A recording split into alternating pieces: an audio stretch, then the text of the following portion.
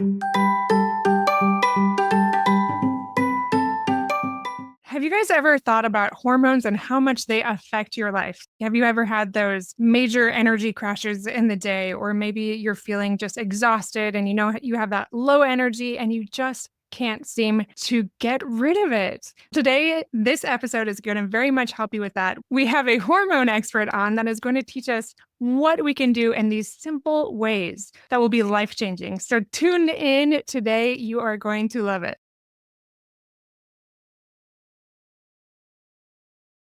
Welcome back to Fulfillment Therapy. Today we have an incredible special guest with us, Leisha Drews. She is a mom of three, an RN, a holistic hormone coach, and the host of Happily Hormonal podcast. She brings a unique understanding of how our body systems work together and how stress on the body and mind impact our overall health. She believes that as women, we can have it all when it comes to health and motherhood, and she loves to help women restore their energy, balance their hormones, and feel good in their bodies again. These are some of the things that she's really passionate about. So thank you, Leisha, for being on the show today and for coming and talking with us. I appreciate it. Yeah, thank you so much for having me. This will be fun. Do you mind sharing? So I gave a little bit of your bio, but do you mind telling us a little bit more about yourself? I went to school to be a nurse right out of high school, essentially, and worked in the hospital about 10 years. And in that time, I got married and had my first couple of babies and really just found out that I was more of a crunchy person than I thought I was, and really started to deep dive into nutrition and health and realized that was more of the direction that I wanted to go to help people, because I loved working in the hospital for a lot of reasons, because I loved being there for people when they needed me and providing encouragement and care. And there was a lot that was missing for me where I felt like I wasn't really able to help people get ahead of their health. It was more like keeping them alive and keeping up with chronic disease. And so I transitioned about 5 years ago into working with people in general on nutrition and gut health, and then transitioned into hormones shortly after. And so I primarily do work with women on hormones, but we're going to talk to women and men because I do have a few little tidbits in my back pocket that can help men out too. And I happen to have a husband. So we'll go into all of that. But that's a little bit about me and my background as a nurse, and then moved into more of a holistic health coach as a functional diagnostic nutrition practitioner is my formal title. But yes, I have 3 kiddos. We homeschool, and I love being able to do this kind of on the side, as everything is a side as a mom. There's just a little bit of time for everything. Absolutely. I was actually wondering what that title, the FDN-P. I know in our own realm, we always know what it means, but people don't even know what the initials are after my name either. So that's good to know. I love how you said you are a crunchy person. I feel like the older that I get, I feel that way too. Like more of this interest and curiosity about health and how to restore health and energy. And more and more when I'm interviewing people, they're saying the same thing. So I think we're on the same page, like-minded in that regard, and the audience is as well. So I'm so excited to have you answer some questions today. So thank you again. This is going to be great. Maybe you can help me as well. Perfect. I'd love to. Before we jump right into some of those like very specific questions, can you just briefly tell me like why hormones specifically? Why are you so passionate about that? When I moved into holistic health and more of the functional side of medicine, nutrition versus the more Western or traditional, I did it because I really cared about people having improved health long term and essentially getting ahead of those chronic symptoms. Because I live in Oklahoma, we have a very high rate of diabetes, obesity, COPD, heart disease, like all of the things that you don't want when you're old. We've got them here, essentially. And there's lots of reasons for that, lots of lifestyle reasons. And I really wanted to be able to help people ahead of that. So when I first started working with clients in this more holistic space, I was like, I can help everyone. Everyone needs help with their gut and their nutrition. I found that what I enjoyed most was working with kids and working with women, because my personal story was I was working on health with my kids at that point. And I find that when I work with moms specifically, we change the lives of our families in an exponential way, right? Because we're typically the ones who are going to be more in charge of food, health. Like we're the ones who are researching that typically, not ruling out that some dads are doing that too. Absolutely, it can be. And my husband's very much on board with my research and loves to know what it is, but he's not necessarily seeking it out himself because he's got other things that he's interested in. So with that being said, why I moved into hormones is because as I started to work with moms, I saw that they're exhausted, low energy, moods are all over the place, bad periods. And most of the time, they essentially just thought that was normal, right? It was like, oh yeah, I've had a couple of kids. Of course I'm tired. And this is a huge lie that I hate that we spread as a culture in motherhood is, of course you're exhausted because you're a mom and you just have to drink coffee until you can drink wine for the day. There's just, it seems like it's funny. We joke about it and it's like, oh, ha, like we have PMS or watch out for mom that week of the month. But it doesn't have to be like that. And even when you're in the postpartum season or you've had a couple kids, I love to be able to help women actually come out of that because again, the moms can change their family's health, but also when mom is solid and your mood is solid and you have enough energy, your capacity is X what it could be when you're just trying to survive. And that's huge for, I'm sure, every single thing you talk about here is like moms need to have the capacity. And if you feel better and your hormones are balanced, then that's going to give you so much more capacity. So that's really why I moved into hormones is because I love working with women and moms. And that's where they needed the most help.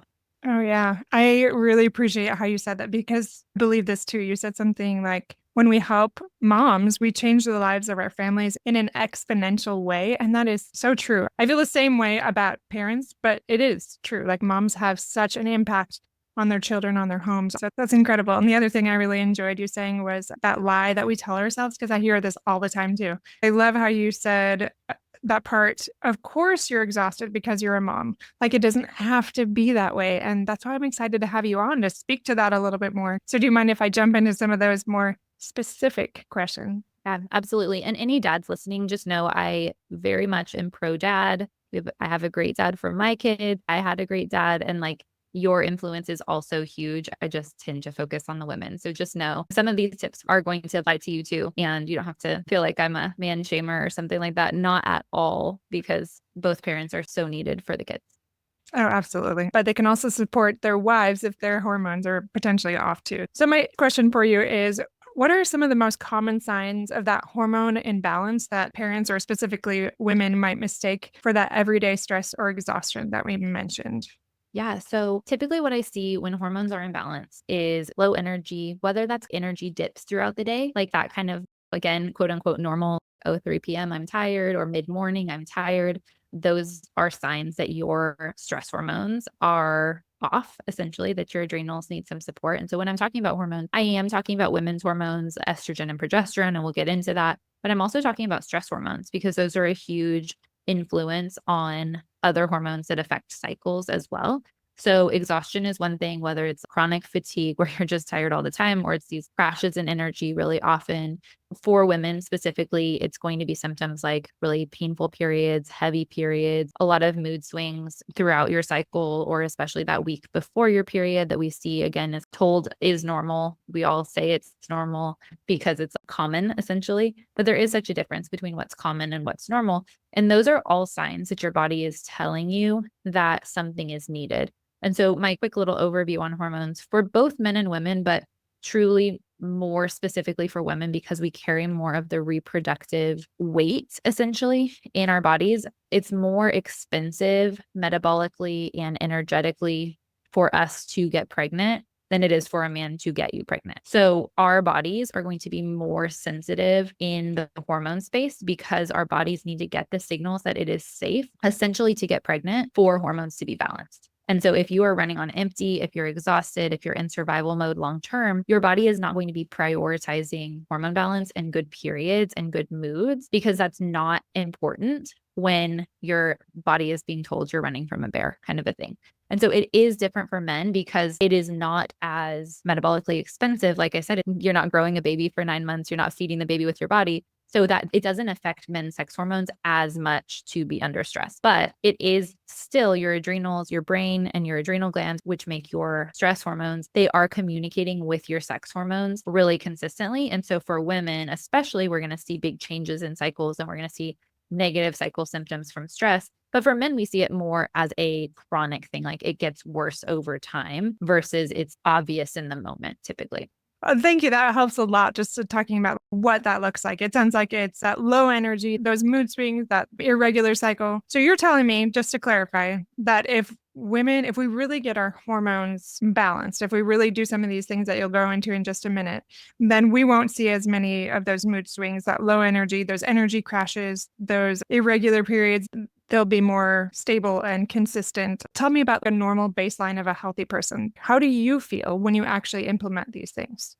Yeah, that's a great question. So, what I would consider to be normal in a hormone cycle, so we'll start with that for women, but just in a general day for men or for women, would be you wake up in the morning and feel refreshed from your sleep. Typically, there's going to be exceptions when your kids are keeping you up. With that being said, even in seasons where your kids are waking you up a lot, it is possible to be still rested and like still have energy throughout the day to a certain extent. There 2 hours of sleep, no, not so much, but there is going to be an underlying level essentially of when you have been nourishing your body well, an underlying level of resilience where it's like you have a bad night or two and you're okay versus you have a bad night or two and you're like down for the count for the next 6 weeks, right? Or 6 days or whatever it is. Like we've all been there at certain points. So being able to wake up in the morning, feel rested, be able to go about your day without thinking about your energy, without being like, oh, I need coffee. Oh, I need sugar. Oh, I need whatever. Like where you're not bouncing off the walls. Maybe you don't have 2-year-old energy, but like you're not thinking about it. And that's how I feel most of the time with my energy. And if I don't, then it's always a question for me of, okay, like what changed? Did I not have enough nourishment the last couple of days? Did I not get enough sleep? Do I have a lot of stress? Where am I in my cycle? Like those questions come up. And it's not as a stress thing. It's just, okay, like I don't feel as good as I usually do. So what do I need to pay attention to sooner so that I don't have this continue long term? So energy is huge, being able to essentially get through your day without a bunch of crashes or without just feeling tired all the time. And then being able to sleep well. And again, this is outside of kids waking you up, but if you go to bed, you're able to go to sleep, stay asleep all night outside of interruptions that are not from you. And then you wake up feeling rested. Like both of those things are very solid indicators of energy and stress hormones being fairly well balanced. And then it's definitely mood too. If you're depressed, if you're anxious throughout the day, they can be indicators just that you're not well nourished and that your body doesn't have reserves and it's running on stress hormones because your blood sugar is imbalanced or because you're not getting the nutrients you need. So those things are all going to affect both men and women. But for women, what I would consider to be normal in menstrual cycle is truly your period shows up, you bleed. It's not anything crazy. It doesn't change your life. You just have your period. You're not on the couch with pain. You're not exhausted. You're not super moody. You didn't necessarily know it was coming because you had all of these symptoms like hormonal acne or terrible moods or fatigue or cramps or like all of these things that can happen. Like it just shows up, you just bleed. And then about halfway through your cycle, when you're ovulating, you notice some ovulation signs. You may notice a little bit higher social energy, creative energy, romantic energy. All of those things can peak in the middle of your cycle when you're fertile and ovulating, and then they start to like wind down. But what I like to say is a really healthy menstrual cycle and a sign of great hormone balance for women is that your hormone cycles are like gentle waves on the beach, like a beautiful day at the beach versus like it's a hurricane, right? Because, or even like a roller coaster, it's like it's the baby roller coaster with the alligator. That's how it should be versus like it's the crazy one that you're like scared to go on. You know what I mean? So that would be my indicator of healthy hormones in general. And then one more thing that I will say that people don't typically realize can affect your hormones is if your gut is a mess, if you're having a bunch of gut symptoms, gas, bloating, sorry, everyone, TMI is not a thing for me, but like constipation, diarrhea, like all of those things are signs that your detox pathways in your body are not ideal. There's probably a lot of inflammation. There's all kinds of reasons we can go into for that, and I won't. But most of the time when I talk to women, I'm like, how are you doing? Tell me about your cycles. Tell me about your mood. Tell me about your energy. And I'm like, anything else? And they're like, I'm so good. Everything else is good. And I'm like, how's your gut? And they're like, it's terrible. That's not good. So that's a big piece for both men and women is if your gut is a mess, then that is going to affect your energy and your hormones and all the things long term. Yeah, I really appreciate so many elements of what you just said. And I couldn't help but thinking about those key family members. And yet I often will take my friends or family members, or I suggest to my mental health clients, hormone doctors. So many times when they've gone and got their hormones checked out, they find out there's other physiological reasons that contribute to their mental health, which is why I'm excited to have you on today. But that other component, it's so much about whole health, right? And you really are speaking to that. I find that a lot of my clients or family members, they are quick to say stuff like, oh, I have a really irregular period, so I'm just going to get on birth control. I'm going to do this. Maybe just adding more things in that are not working at that root cause, which goes back to what you were just talking about in the very beginning. What drew you to all this was that preventative healthcare instead of let's just keep putting hundreds of band-aids on instead of really figuring out what's going on here. Absolutely. I see that a lot with hormones is that either it's a current thing or it's a past thing where birth control has been prescribed essentially, like you said, as a band-aid. I actually am doing all the way through September. We're recording this in September. I don't know when you'll be listening to it, but go back to my podcast for September. Every episode this month is about birth control in a different way so that you can understand what birth control does in your body, maybe what some of your alternatives are, and just make a really informed decision. So if you feel stuck on birth control for mental health, for acne, for bad periods, any of those things, it would be really helpful for you to understand why it is more of a band-aid and it doesn't necessarily do anything to the reasons for the symptoms that you're having, but it can mute the symptoms and cover them up and it can make you feel better, which is great. I'm always in support of you feeling better, and we need to know why you're feeling bad, essentially. I love that. And I'm excited there's other places that we can go. So if people are feeling like they're stuck and not knowing what to do, even after this episode, we'll put your information in the show notes and they can check out those episodes as well because it's Happily Hormonal. All right. So going a little bit more into that, what steps can parents, specifically women, so moms, take to start balancing their hormones while juggling the demands of family life? Because we all know that can be a little all encompassing, right? Yes, absolutely. It definitely can. And I honestly only really work with women who have all the things going on, whether it's parenting and work or parenting and business. There's always a lot going on. And my entire belief system at this point and what I teach is hormone balance can be simple. We just have to stop going down all these rabbit trails of the things that I would call fancy, which would be like supplements and biohacking and all of these random things that were like, oh, if I just do this one thing, if I just do seed cycling or I just do oil or I just do a castor oil pack, maybe that'll fix my hormones. And what I typically see is these are the same women who are super busy. They're getting through their day on coffee. They're not eating consistently. They're not eating balanced meals. Even if they're eating healthy and exercising, typically they're underdoing it and overdoing it in one area or the other. And it's causing their stress hormones to be out of whack. And then you feel tired, you feel anxious, you feel moody, and your periods are terrible. And that's just a typical picture that I see. So I'm going to do 2 things that we can change today or tomorrow that will truly make a difference. And I see this change things a lot. And it's not going to change everything for your hormones, but this is where we start. It will help with your energy for sure. What I typically see is that stress hormones are out of control and blood sugar is not balanced. And both those things are going to make a big difference on how you feel in stress. And so my first thing that I want you to change is if you are not eating breakfast within the first hour of waking up, you need to start eating breakfast within the first hour before you drink coffee. It's got to happen. It really helps your body have those signals of safety that say things are safe to focus on hormones and you have nutrients. And then the second step is within that breakfast and your other meals, you need to be getting both protein and healthy carbohydrates every single time. If you're eating whole foods like animal products, animal meats, dairy, you're going to be getting fat in those meals. So protein, carbs, and fat are important, but I find that fat is typically the easiest one to get. For your brain space, I want you to focus on protein and carbs. And I like to start with about a balanced amount. So for example, not less than 20 grams of protein for breakfast, probably a little bit more, maybe 20 to 30, but my rule is really not less than 20. And then somewhere between 20 to 40 grams of carbs. So a ratio of 1 to 1 to 2 of protein and carbs. Truly that in and of itself can be life-changing. Eating that within about an hour of waking up and not drinking coffee until after. That can make a huge difference. And then once you have that down for a little while, you can look at your other meals and see, am I getting enough protein throughout the day? Am I getting protein and carbs together?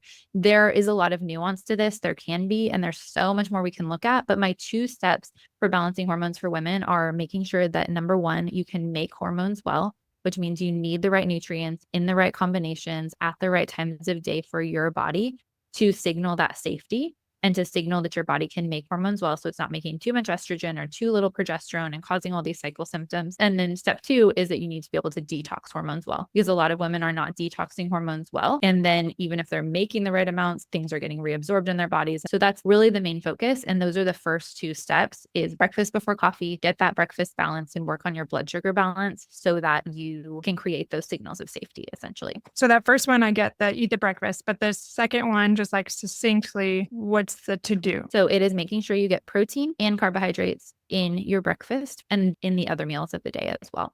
Okay, so eat breakfast within an hour and then get your carbs and your protein, and that will help And tremendously. do your coffee after your breakfast.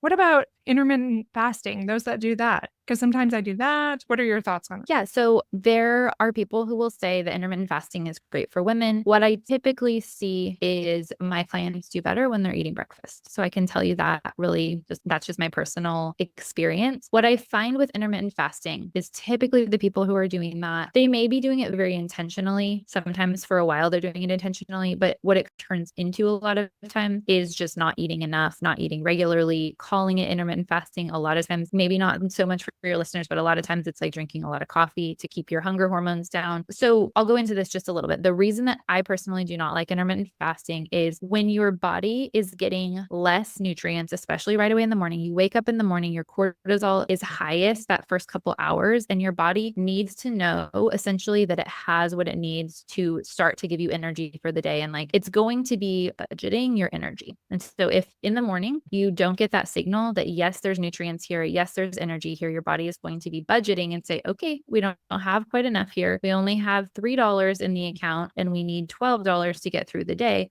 So I'm going to go with the $3 pace all day long because I need to make it stretch essentially. And so that's obviously a very simple illustration of that, but it's your thyroid function, it's your metabolic function. All of those things slow down if they're not getting the signals consistently throughout the day, and especially in the morning that nutrients are available. Because historically, yes, people fasted, but like it was because there wasn't food available. It was not because they were just choosing to do it. And again, like I see intermittent fasting, especially a few years ago, it was a big trend and people were doing it really on purpose. But then a lot of women that I see doing it now, it typically is more of a habit and they're like, I'm just not hungry in the morning. And it's because you've trained your body not to be hungry in the morning, not because your body doesn't need nourishment. I see a lot of times with intermittent fasting as well, or just not eating enough on purpose, you're going to have a lot of cravings. You're going to be binging a lot more later in the day, which is going to also be really negative for your metabolism. But if you just eat consistently throughout the day and you keep that blood sugar balance, the cravings go down.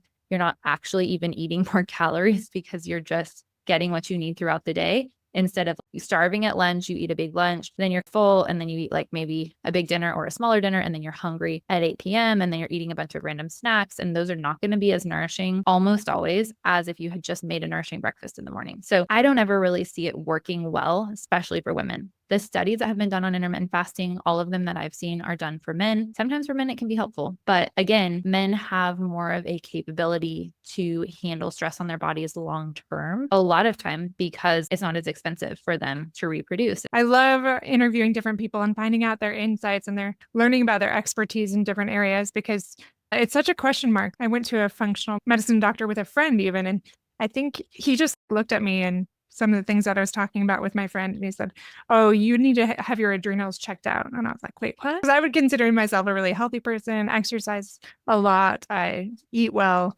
But yeah, there are still those crashes. There are things that are obviously out of balance enough that require some investigation. So learning from other people that have more of that expertise is always really helpful. And that kind of brings me to my last question for you today is if you could go back and do it all over again, like if you could look at yourself as a mother now and all your journey that you've gone through, and if you could go back to yourself as a young mother in the very beginning, what advice would you give to her?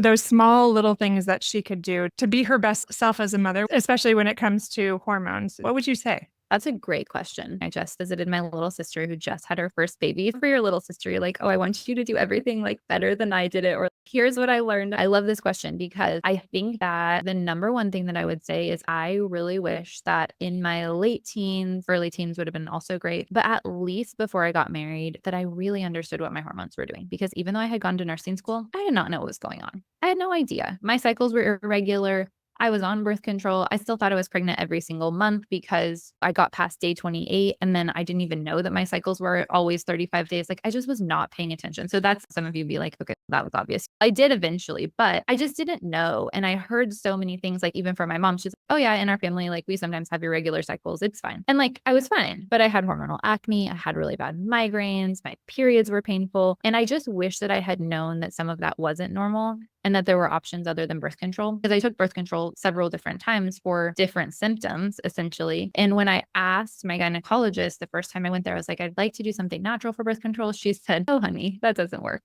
So just having more education. So there's a book called Taking Charge of Your Fertility. I was recommended that book a few times before I actually read it. It's so good for understanding your cycle as a woman, or even as a dad, like understanding your wife's cycle and eventually your daughter's cycles. It's really helpful to just understand how your body works. So that would be my main thing that I wish I had known before I became a mom. And just having the bigger picture view that it's so easy as a mom to just pour out everything you possibly have and to get to a point where you're feeling really empty. And there's going to be sacrifice in motherhood, and that's beautiful. And I think that it really grows us as people. It grows our character. It grows our relationship with God. That is beautiful. I don't see that as a negative thing. You can do small things, even in the newborn season, even in the toddler season, to fill your cup. And my side of that is eat breakfast, feed yourself when your kids eat. Is it hard sometimes? Absolutely. Everything's hard in life, to be honest. And then like also just filling your cup, not losing what you love in motherhood. I'm sure you talk about this. Maybe you have a list. I've had seasons where I have a list of these are things I like to do, because sometimes you forget, right? But it's like when I'm feeling down, when I'm feeling empty, it's what can I just do to fill my cup a little bit? Oh, I actually really love to go outside and read a book. Maybe I'll just do that for 30 minutes. Will the house fall apart? Maybe it will, but like I will feel better to clean it up. And so it's just those little things sometimes. But I find that when women are nourished, and I'm sure men too, I know this actually from my husband's experience, like when we are nourished, we are so much more solid to be able to see the big picture for our families, to be able to plan, to be able to create, problem solve essentially. And so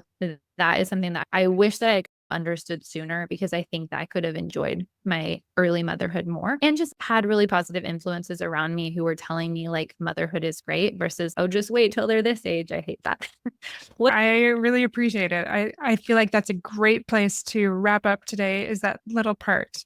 I'm all about those micro adjustments, those small changes that we can make. And I love how you said you can do small things to fill your cup. Like we don't have to think so big that we're completely overwhelmed with anxiety and dread for all the things we don't know, all the things we think we should do and have to do and must do, all of the shame around it. But instead, we can just focus on those small things. I love how you break that down into 2 steps. So just eat breakfast within 1 hour of waking up, and then eat those 20 to 30 grams of protein or 20 to 40 grams of carbs. And that alone will help balance your hormones and help you so that you are not getting those hormone crashes or those mood swings, low energy crashes throughout the day, irregular cycles, and just feeling better in general. Thank you so much for coming on the show today, Leisha. I really appreciate your insights, your expertise, especially into something that really does affect all of us. Like we really focused on the moms, but as we know, this can also affect men, not just for the hormone part, but what they see, like you said, with their daughters, with their wives. This really does affect everybody. So I know it'll resonate with our audience. So thank you very much. Yeah, you're so welcome. All right. Like I said, I'll put your links in the show notes if you want to reach out. If you want to find out more about hormone health, go to the show notes and find out that information, reach out to her. And we appreciate you again. Hey, friends, don't forget to check us out on fulfillmenttherapy.org. We have some amazing things coming up. We are releasing 3 courses. I'm going to be releasing wellness courses, and I'm going to be releasing business courses. So if you've ever wanted to build an online business, I have several courses coming out in the next year. And the first wellness course will be released in January as well. So check it out. You are not going to want to miss it. There are some incredible things. I deliver 10 times what you're hoping for, what you think you're going to get compared to all these courses that I've taken. And I'm going to give you that much more. Professional help to help you get your life in order. Check it out on fulfillmenttherapy.org and on our social media channels.